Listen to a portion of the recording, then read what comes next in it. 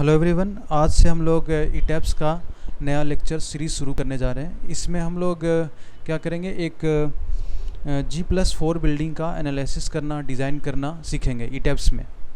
ठीक है, तो ये जो आप सामने देख रहे हैं वो G+4 जिसका हम लोग एनालिसिस और डिज़ाइन करने वाले हैं, उसका टिपिकल फ्लोर प्लान है।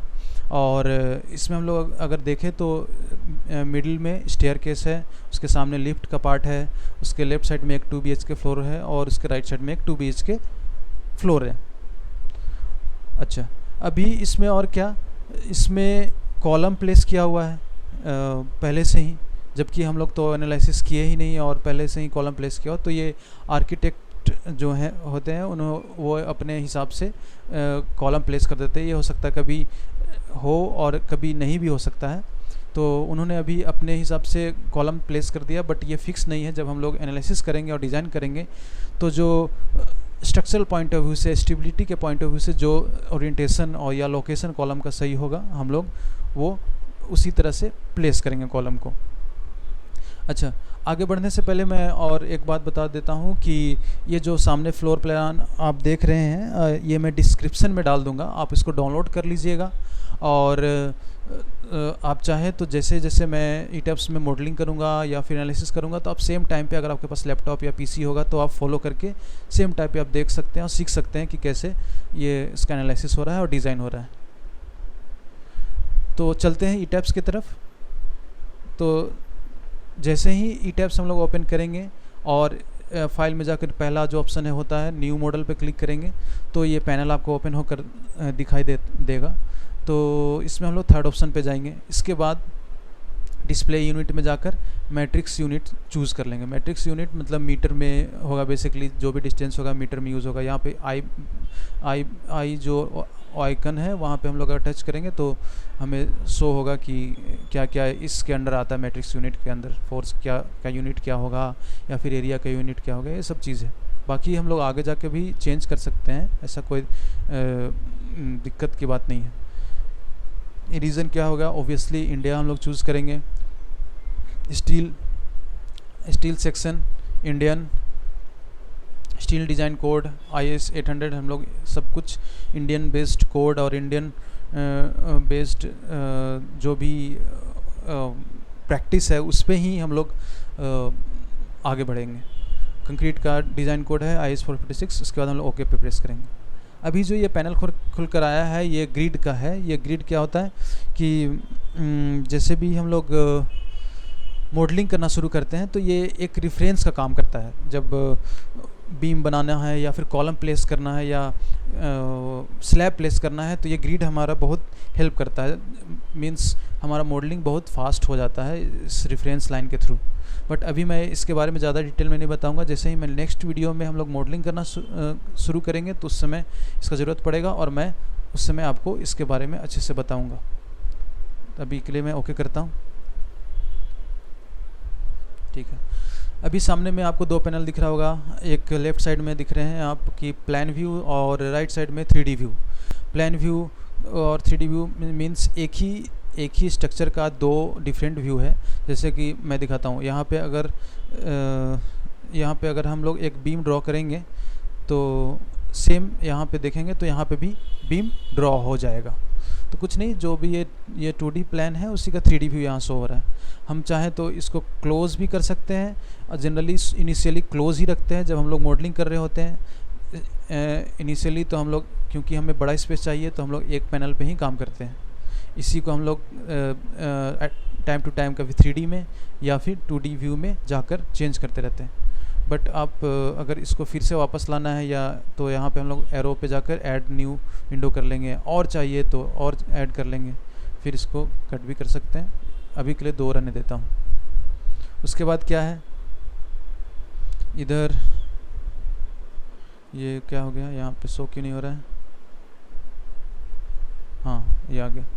अभी मैं जल्दी से इस सारे पैनल के बारे में थोड़ा बता देता हूँ, फिर हम लोग नेक्स्ट वीडियो में डिटेल में इसके बारे में जानेंगे जब हम लोग एक्चुअल में मॉडलिंग करना शुरू करेंगे।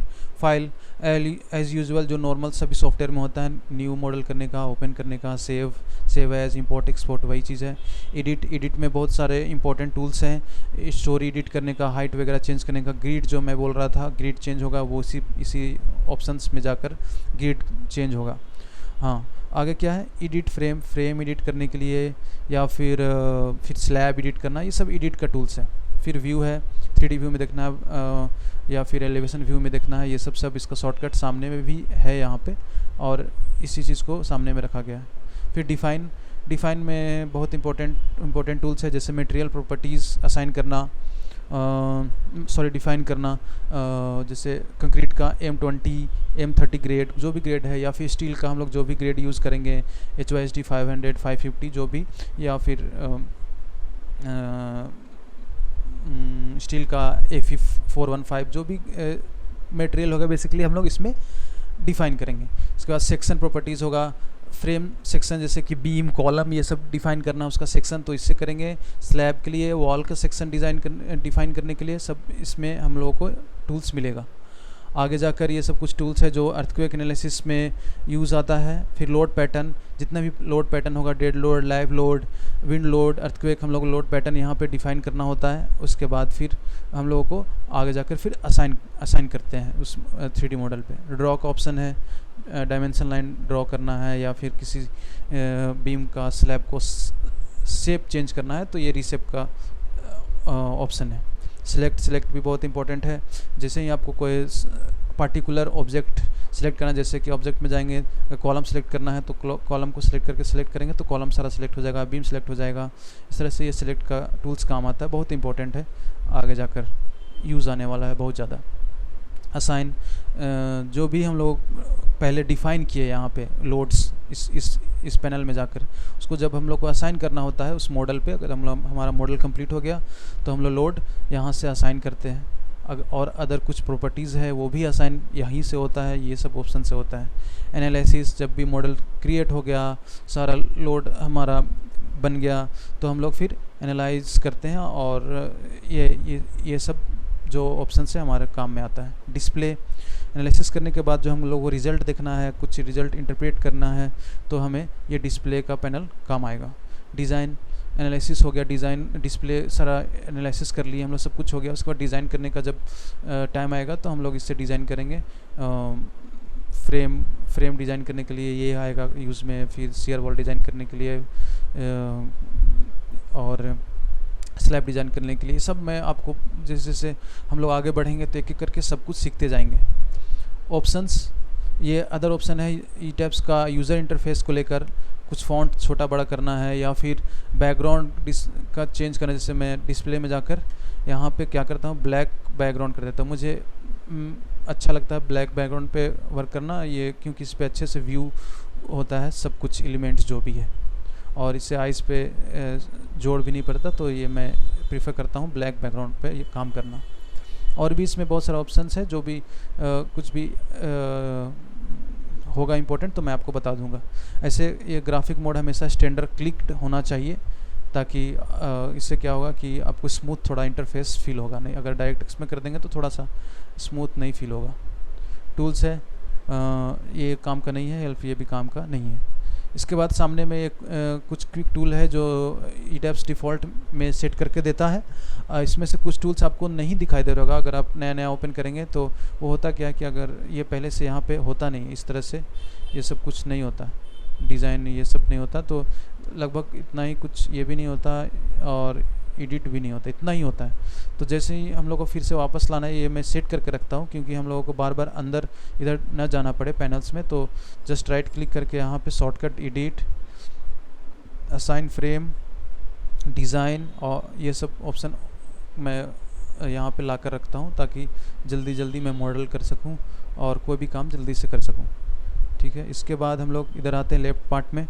यहाँ पे क्विक टूल्स है, यहाँ पे सिलेक्ट करने के लिए ये एरो की है, ये रीशेप करने के लिए है, ये बीम ड्रॉ करने के लिए 2 टूल्स है, ये कॉलम ड्रॉ करने का है, ये स्लैब ड्रॉ करने के लिए काम में आता है, और ये शियर वॉल अभी हाईलाइट नहीं है क्योंकि हम लोग 3D व्यू में क्लिक किए हुए हैं, और 3D व्यू में शियर वॉल ड्रॉ होता नहीं, वो 2D व्यू में। तो जैसे ही हम लोग इधर प्लान व्यू में क्लिक कर देंगे तो ये हाईलाइट हो जाएगा। अब हम लोग यहाँ से शियर वॉल ड्रॉ कर सकते हैं। ठीक है, हो गया। अब क्या है, इसके बाद नीचे आएंगे तो यहाँ पे एक ऑप्शन है 1 story, all story, single storey. ये बहुत इंपॉर्टेंट टूल्स है, आगे जाके मैं आपको बताऊंगा, अभी भी नहीं बताऊंगा, अभी आप कंफ्यूज हो जाओगे। उसके बाद यूनिट है, यूनिट चेंज करना है तो यहाँ से यूनिट भी चेंज हो जाएगा, जैसे हम लोग को ज़रूरत पड़ेगा तो हम लोग इस यूनिट को चेंज करेंगे। ठीक है, इस वीडियो में इतना ही। नेक्स्ट वीडियो में हम लोग एक एक करके सीखेंगे कैसे बीम ड्रॉ करते हैं, कैसे कॉलम ड्रॉ करते हैं, ये सब चीज़ मैं एक एक करके आपको बताऊंगा। और फिर 2-3 वीडियो के बाद हम लोग एक्चुअल जो हमारे पास ये फ्लोर प्लान आया हुआ है, इस पे हम लोग काम करेंगे, इसका मॉडलिंग करेंगे और आगे बढ़ेंगे। इसका जैसा मैं कहा, मैं इसका फाइल जो है आपको डिस्क्रिप्शन में दे दूँगा। ठीक है, फिर थैंक यू वेरी मच, मिलते हैं नेक्स्ट वीडियो में।